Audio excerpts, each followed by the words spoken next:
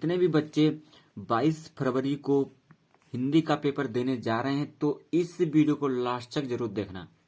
अगर आप class 10th Hindi 2024 22 फरवरी को हिंदी का पेपर देने जा रहे हैं तो इस वीडियो को लास्ट तक जरूर देखना। इस वीडियो में हम आपको 70 में 70 बिल्कुल पक्का हो जाएगा। इस वीडियो को देखने के बाद आपको 70 में 70 नंबर फोड़ना है, क्योंकि इस वीडियो में हम आपको आज हिंदी का जो क्वेश्चन पेपर है वो विद सॉल्यूशन के साथ बताने वाला हूं। सॉल्यूशन के साथ बताने वाला हूं, तो इस वीडियो को लास्ट तक जरूर देखना। तो चलिए वीडियो को स्टार्ट करता हूं। अभी तक आपने चैनल को सब्सक्राइब ना किया तो सब्सक्राइब कर दें और वीडियो को लाइक कर दें। आपका ये 2023 का क्वेश्चन पेपर है। ये आपका बहुत ही इंपॉर्टेंट क्वेश्चन पेपर है। 70 अंक का रहेगा। इसमें आपके जो बहुविकल्पीय क्वेश्चन है वो भी आपके तैयार हो जाएंगे। तो इसमें जो समय विधि आपकी 3 घंटे 15 मिनट की रहेगी और आपके जो 15 मिनट होंगे वो आपको प्रश्न पत्र पढ़ने के लिए निर्धारित रहेंगे। और OMR सीट पर आपको क्वेश्चन पेपर देना है। बहुविकल्पीय जो होंगे वो आपके OMR सीट पर रहेंगे, 20 अंक के जो होंगे। तो चलिए वीडियो को स्टार्ट करता हूं। आपका पहला क्वेश्चन दिया है, मतलब 2 खंड इसमें रहेंगे। फर्स्ट खंड रहेगा आपका, उसमें आपके 20 अंक के जो होंगे 20 बहुविकल्पीय प्रश्न रहेंगे। और आपका जो खंड दूसरा रहेगा, जो खंड बा, उसमें आपके वर्णनात्मक क्वेश्चन रहेंगे। इसमें आपका फर्स्ट क्वेश्चन दिया है कि चिंतामणि के रचयिता कौन है। आपको बताना है कि चिंतामणि जो है उसके रचयिता कौन है। फर्स्ट दिया है डॉक्टर रामकुमार वर्मा, दूसरा दिया है जयशंकर प्रसाद, तीसरा दिया है आचार्य रामचंद्र शुक्ल, चौथा दिया है प्रेमचंद। आपको बताना है कि चिंतामणि की जो रचना है उसके रचयिता कौन है। इसमें जो आपका राइट आंसर हो जाएगा वो हो जाएगा आचार्य रामचंद्र शुक्ल। आचार्य रामचंद्र शुक्ल द्वारा लिखित जो रचना है वो चिंतामणि रचना है। नेक्स्ट क्वेश्चन आपका दूसरा दिया है कि पंच परमेश्वर जो कहानी है उसके लेखक आपको बताना है। पंच परमेश्वर जो कहानी है उसके लेखक कौन है। फर्स्ट दिया है आचार्य रामचंद्र शुक्ल, दूसरा दिया है प्रेमचंद, तीसरा दिया है यशपाल और चौथा दिया है राजेंद्र यादव। आपको बताना है कि पंच परमेश्वर जो कहानी है उसके लेखक कौन है। इसमें जो आपका राइट आंसर हो जाएगा वो हो जाएगा प्रेमचंद। प्रेमचंद जी द्वारा जो लिखित कहानी है वो पंच परमेश्वर कहानी है, प्रेमचंद द्वारा लिखित। ऑप्शन बी वाला आपका सही हो जाएगा। नेक्स्ट क्वेश्चन आपका तीसरा दिया है। इसमें बताया गया है कि जयशंकर प्रसाद का नाटक नहीं है। हमको बताना है कि जयशंकर प्रसाद का कौन सा नाटक नहीं है। ध्रुव स्वामी ये तो जयशंकर प्रसाद का नाटक है, चंद्रगुप्त ये भी है, स्कंदगुप्त ये भी है, लहरों की राजहंस ये आपका चंद्रगुप्त मतलब जयशंकर प्रसाद का नाटक नहीं है, लहरों के राजहंस यही आपका आंसर सही हो जाएगा। सी वाला ऑप्शन आपका सही हो जाएगा। नेक्स्ट क्वेश्चन आपका चौथा दिया है। इसमें बताया कि शेखर एक जीवनी उपन्यास के लेखक कौन है। जो शेखर एक जीवनी जो है उस उपन्यास के लेखक कौन है। फर्स्ट दिया है धर्मवीर भारती, दूसरा दिया है प्रेमचंद, तीसरा दिया है फणीश्वर नाथ रेणु और चौथा दिया है अज्ञे। जीवनी एक जीवनी मतलब शेखर एक जीवनी, उसके लेखक जो हैं वो आपके हैं अज्ञे, मतलब डी वाला ऑप्शन आपका सही हो जाएगा। शेखर एक जीवनी के लेखक हैं अज्ञे। नेक्स्ट क्वेश्चन आपका पांचवा दिया है कि अपनी खबर आत्मकथा है। आपको बताना है कि अपनी खबर आत्मकथा है वो किसके द्वारा है या किसके द्वारा जानी जाती है। इसमें दिया फर्स्ट वाला पांडे बेचन शर्मा उग्र के, या फिर डॉक्टर राजेंद्र प्रसाद की, या फिर हरवंश राय बच्चन की, या फिर श्याम सुंदर दास की। आपको बताना है कि अपनी खबर जो है आत्मकथा है वो है आपकी पांडे बेचन शर्मा की, मतलब फर्स्ट वाला ऑप्शन सही हो जाएगा। नेक्स्ट क्वेश्चन आपका 6 नंबर पर दिया है कि भूषण किस युग के कवि हैं। जो भूषण कवि हैं वो किस युग के कवि हैं। फर्स्ट दिया है आदिकाल के, दूसरा दिया है रीतकाल के, तीसरा दिया है भक्त काल के, चौथा दिया आधुनिक काल के। आपको बताना है कि जो भूषण हैं वो किस युग के कवि हैं। वो आपके कवि हैं, वो जो कवि हैं रीतकाल युग के कवि हैं। भूषण जो है आपके रीतकाल युग के कवि हैं। दूसरा ऑप्शन आपका सही जाएगा। नेक्स्ट क्वेश्चन आपका दिया है कि ललित लालम रचना है। आपको बताना है कि ललित लालम जो रचना है वो किसकी रचना है। फर्स्ट दिया मतीराम की, दूसरा दिया है पद्माकर की है, या फिर देव की है, या फिर भूषण की है। इसमें जो आपका राइट आंसर हो जाएगा वो हो जाएगा मतीराम। मतीराम द्वारा जो लिखित रचना है वो आपकी ललित लालम रचना है। ललित लालम जो रचना है वो मतीराम द्वारा लिखित रचना है। फर्स्ट वाला ऑप्शन आपका सही हो जाएगा। नेक्स्ट क्वेश्चन आपका बताया गया इसमें बताया गया कि यशोधरा जो रचना है वो किसकी रचना है। यशोधरा किसकी रचना है। फर्स्ट दिया है जयशंकर प्रसाद की, और आपका दूसरा दिया महादेवी वर्मा की, तीसरा दिया सुमित्रानंद पंत की, और चौथा दिया है मैथिली शरण गुप्त की। आपको बताना है कि यशोधरा जो रचना है वो किसके द्वारा लिखित रचना है। इसमें जो आपका राइट आंसर हो जाएगा वो हो जाएगा मैथिली शरण गुप्त। मैथिली शरण गुप्त की रचना है जो यशोधरा रचना है। नेक्स्ट क्वेश्चन आपका 9 नंबर पर दिया है कि आंगन के पार द्वार वो रचना है वो किसकी रचना है। आंगन के पार द्वार वो किसकी रचना है। फर्स्ट दिया है जयशंकर प्रसाद की, दूसरा दिया है अज्ञे की, तीसरा दिया है रामधारी सिंह दिनकर जी की, या फिर नारायण शर्मा की। इसमें जो आपको बताना है कि आंगन के पार द्वार वो किसकी रचना है, वो आपकी रचना है अज्ञे की। मतलब बी वाला ऑप्शन आपका सही हो जाएगा। अज्ञे द्वारा लिखित रचना है वो आंगन के पार द्वार अज्ञे की रचना है। नेक्स्ट क्वेश्चन आपका बताया गया है कि दीपशिखा काव्य संग्रह रचना है। आपको बताना है कि दीपशिखा जो है वो किस काव्य संग्रह की रचना है, किसके द्वारा रचित रचना है। फर्स्ट दिया है महादेवी वर्मा, दूसरा दिया है जयशंकर प्रसाद, तीसरा दिया है सुभद्रा कुमारी चौहान की, या फिर सूर्यकांत त्रिपाठी निराला जी की। आपको बताना है दीपशिखा जो काव्य संग्रह है जो रचना है वो किसकी रचना है। इसमें जो आपका राइट आंसर हो जाएगा वो जाएगा महादेवी वर्मा जी। महादेवी वर्मा जी की जो है दीपशिखा रचना है, काव्य संग्रह रचना है दीपशिखा। नेक्स्ट क्वेश्चन आपका दिया है कि करुण रस का स्थायी भाव क्या है। आपको बताना है कि करुण रस का स्थायी भाव क्या है। करुण रस का स्थायी भाव होता है शोक, वो तो नाजायज सभी को पता होगा। करुण रस का स्थायी भाव शोक होता है।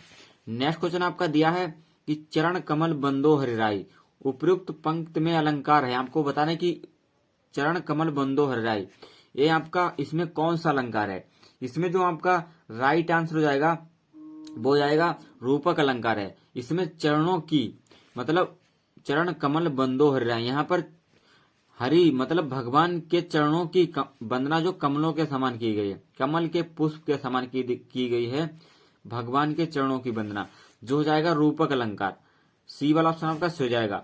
नेक्स्ट क्वेश्चन आपका बताया गया है, इसमें बताया गया है कि यह सममात्रिक छंद है। इसमें 4 चरण होते हैं, प्रत्येक चरण में 24 मात्राएं होती हैं।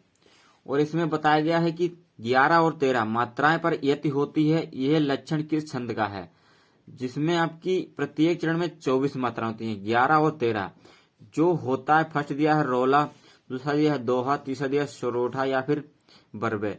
आपको बताने ये कौन सा छंद है। इसमें जो आपका राइट आंसर हो जाएगा वो हो जाएगा फर्स्ट वाला रोला छंद जो होता है। उसमें आपकी 24 मात्राएं होती हैं, 13 और 11 मिलाकर जो बनती हैं 24 मात्राएं होती हैं। नेक्स्ट क्वेश्चन आपका बताया गया है इसमें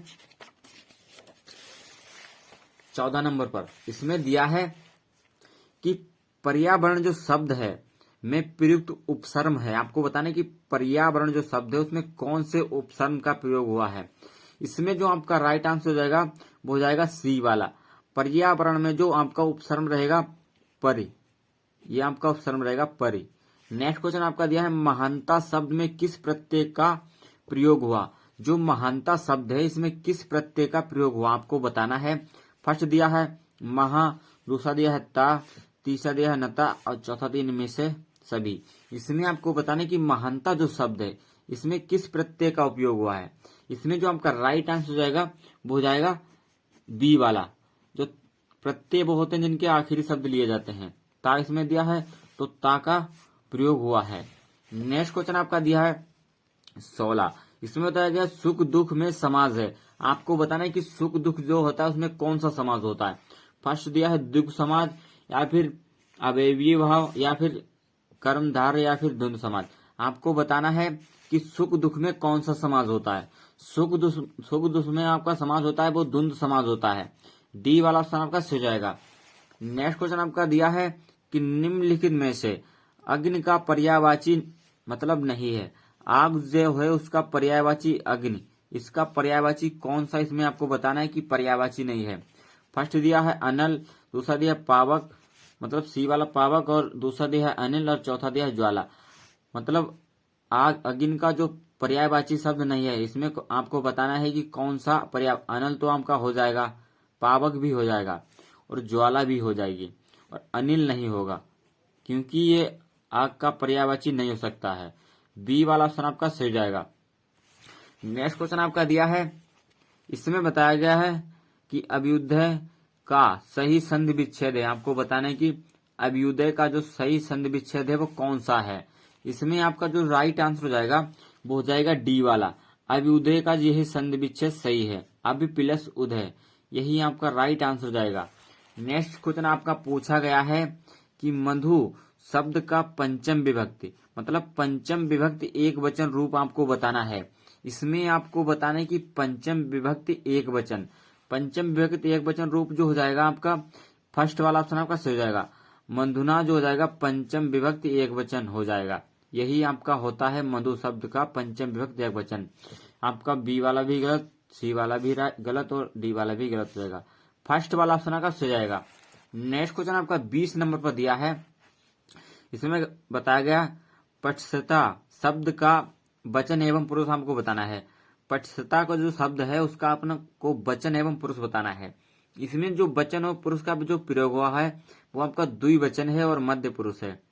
ये आपका सी वाला ऑप्शन आपका सही जाएगा।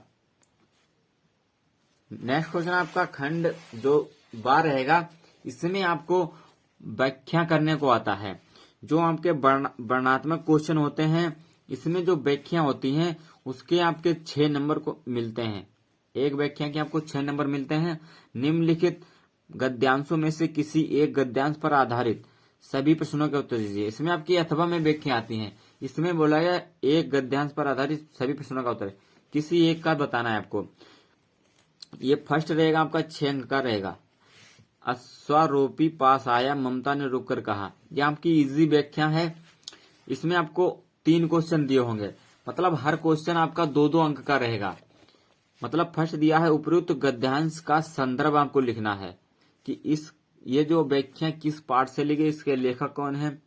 इसमें दूसरा दिया है गद्यांश के रेखाचित्र अंश की व्याख्या करनी है, मतलब जिसके नीचे अंडरलाइन है दूसरे नंबर पर इसकी व्याख्या करनी है आपको।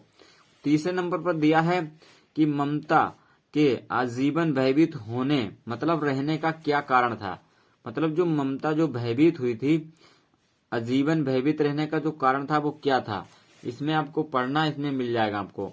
नेक्स्ट आपका अथवा में दिया। आपको अगर ऊपर वाला जो व्याख्या नहीं आ रही है तो आप नीचे वाली भी कर सकते हैं। इसमें भी आपको वही 3 क्वेश्चन दिए होंगे और आपको व्याख्या करनी होगी।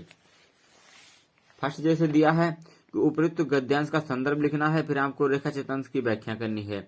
कलाकारों के हाथों में क्या क्या सिरजते चले, मतलब क्या क्या सिरजते चले, ये आपको व्याख्या पढ़ के हमको सब कुछ पता चल जाएगा। नेक्स्ट आपका 2 नंबर पर दिया है। इसमें भी आपको उधर आपकी गद्यांश की थी, इधर आपकी पद्यांश की जो व्याख्या रहेगी, इसमें आपको दोहे के आधार पर व्याख्या करनी होगी। ये भी आपका 6 अंक का रहेगा।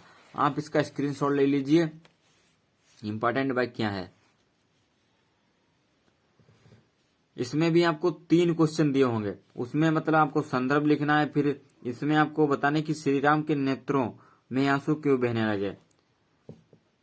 पुरते निकासी रघुवीर बधु, धीर धरि धीर दगे मग में डग दे। मतलब जब श्री राम की जब रघुवर की निकासी हुई थी वन के लिए, तो उनके जो पैर थे वो डगमगा रहे थे। झलकी भर भालकनी जल की, पुट सूख गए मधुरा धरवे। मतलब उनके आंखों में जो आंसू बहने लगे थे जब उनकी घर से निकासी हुई थी। तो आपको बताना है, इसकी व्याख्या करनी है। नेक्स्ट दिया श्री राम के नेत्रों के आंसू क्यों बहने लगे। नेक्स्ट दिया है रेखाचित्र अंश की, मतलब आपको व्याख्या करनी है और आपको बताना कि कौन सा अलंकार है, इसकी आपको व्याख्या करनी है और आपको बताने की कौन सा अलंकार है। नेक्स्ट आपका अगर आपको वो नहीं आता तो अथवा में दी होगी व्याख्या दूसरी, ये भी कर सकते हैं। इसका भी स्क्रीनशॉट ले लीजिए, इंपॉर्टेंट व्याख्या है। तीसरे नंबर आपको संस्कृत की व्याख्या करने को मिलेगी। ये जो आपकी रहेगी ये आपकी 5 अंक की व्याख्या रहेगी। इसमें आपको दिए गए संस्कृत के गद्यांश में से किसी एक का संदर्भ हिंदी में अनुवाद करना है। 5 अंक मिलेंगे आपको। स्क्रीनशॉट ले लें इसका, इसकी तैयार कर लें व्याख्या। और अथवा में भी दी है आपको, ये अगर नहीं आ रही है तो अथवा में भी दी है तो आप दूसरी व्याख्या भी कर सकते हैं। जैसे इधर दिया है, इसका भी स्क्रीनशॉट ले लें। आपको इसमें आपको हिंदी अनुवाद करना है, संस्कृत का हिंदी अनुवाद करना है, आपको 5 नंबर मिल जाएगा। नेक्स्ट आपका चौथे नंबर पर दिया है कि किसी एक का संदर्भ लिखिए। व्याख्या मतलब पद्यांश का संदर्भ सहित हिंदी में अनुवाद करना है। आपकी दो श्लोक मतलब दो दी हैं श्लोक हैं, इसमें आपको हिंदी में अनुवाद करना है। सर्वे भवन्तु सुखिनः सर्वे सन्तु निरामयाः सर्वे भद्राणि पश्यन्तु मा कश्चित् दुख भाग भवते। इसमें आपको हिंदी में अनुवाद करना है। संस्कृत की जो व्याख्या है ये तो आपकी सरल व्याख्या है। माता गुरुत्रम भूमे खात पिच्चोरास्थ मन शीघ्रतम पातात चिंता बहुतरी तृणाय। आपको ये व्याख्या बहुत ही इजी व्याख्या है, ये आप कर सकते हैं। 5 अंक की आपको व्याख्या रहेगी, आप ये करें या फिर ये करें, अथवा में दी है। नेक्स्ट आपका दिया है अपनी पठित काव्यखंड पर आधार पर निम्नलिखित प्रश्नों का एक उत्तर। जिस भी आप जिला से हैं तो आपको उसी जिले के अंतर्गत आपको क्वेश्चन के आंसर देने होंगे। ये आपकी रहेंगी अग्र पूजा या फिर मेवाड़ मुकुट या फिर दिया है जय सुभाष या फिर दिया है मातृभूमि पर या फिर किसी पर भी आपके स्कूल में बताया जाए, जिस मतलब जिला वाइज होते हैं। नेक्स्ट आपका 6 नंबर पर दिया है कि दिए गए लेखकों में से किसी एक लेखक का जीवन परिचय देते हुए उसकी रचना का उल्लेख करना है। आपको इसमें लेखक की रचना का लिखना है और उनका जीवन परिचय देते हुए उनकी रचना भी लिखनी है। जयशंकर मतलब आचार्य रामचंद्र शुक्ल की या फिर भगवत शरण उपाध्याय या फिर जयशंकर प्रसाद की, ये 3 लेखक हैं। इसमें से आपको किसी एक का जीवन परिचय लिख देना, आपको 5 अंक मिल जाएंगे। और आपके जो कवि हैं इसमें आपके 4 कवि बोले गए हैं, तो इसमें आपको एक कवि का जीवन परिचय लिखना है, इसमें भी आपको 5 अंक मिल जाएंगे। नेक्स्ट आपका 7 नंबर दिया है, इसमें दिया अपनी पाठ्य पुस्तक में से किसी मतलब जो भी आपका इसमें आया ना हो वही श्लोक आपको लिखना है। जो इस प्रश्न पत्र में ना आया हो आपको श्लोक लिखना है, 2 नंबर आपको मिल जाएंगे इस श्लोक के। नेक्स्ट 8 नंबर पर दिया है निम्नलिखित में से किन्हीं 2 प्रश्नों के उत्तर संस्कृत में देना है। आपको संस्कृत के क्वेश्चन मिलेंगे 4, इसमें आपको किसी एक का क्वेश्चन का उत्तर देना है। फर्स्ट दिया है वीर केन पूछते, तो आप लिख सकते हैं वीरहा वीरेण पूछते। पदेम बिना किम दूरम अस्त मतलब पैरों के बिना किम दूरम यत। दूसरा दिया है चंद्रशेखरा काशी, चंद्रशेखरा एक देशभक्ता आसित। अस्माकम संस्कृत कीदृश वर्तते है मतलब हमारी संस्कृत जो भाषा है वो वर्तते मतलब कीदृश किसके बारे में बताती है। अस्माकम हमारी संस्कृत जो है जो भाषा है या फिर संस्कृत बोल चाल है वो किसके बारे को दर्शाती है हमको बताना है। 2 क्वेश्चन कर देने हैं, इजी क्वेश्चन है, दोनों कर सकते हैं आप। नेक्स्ट आपका जो दिया होगा 9 नंबर पर, इसमें बताया गया है कि निम्नलिखित में से किसी एक विषय पर निबंध लिखना है। देश प्रेम पर लिखना है या फिर आतंकवाद की समस्या का समाधान, प्रदूषण और मानव जीवन, आजादी का अमृत महोत्सव। आपको ये जो निबंध लिखना होगा वो आपका 9 नंबर का रहेगा निबंध। कितने नंबर का? 9 नंबर का। और जो संस्कृत के क्वेश्चन रहेंगे वो 2-2 नंबर के रहेंगे, यानी कि 4 नंबर आपके संस्कृत क्वेश्चन जो कि चुटकियों में आप याद कर सकते हैं, इंपॉर्टेंट क्वेश्चन होंगे। इसकी वीडियो मैंने ऑलरेडी बना रखी है, तो डिस्क्रिप्शन में लिंक मिल जाएगी। संस्कृत के जो क्वेश्चन है ओनली 10 क्वेश्चन है, उससे बाहर आपको कुछ नहीं पूछा जाता है। 10 क्वेश्चन है, 10 क्वेश्चन आप पढ़ लें तो आपके 4 नंबर क्लियर पक्के हो जाएंगे। उसकी लिंक हम डिस्क्रिप्शन में दे देंगे। तो चलिए यहीं तक आपकी वीडियो फिनिश हुई, आज का वीडियो यहीं तक रहेगा। तो चलिए जय हिंद, वंदे मातरम। चैनल को लाइक और सब्सक्राइब करना ना भूलें।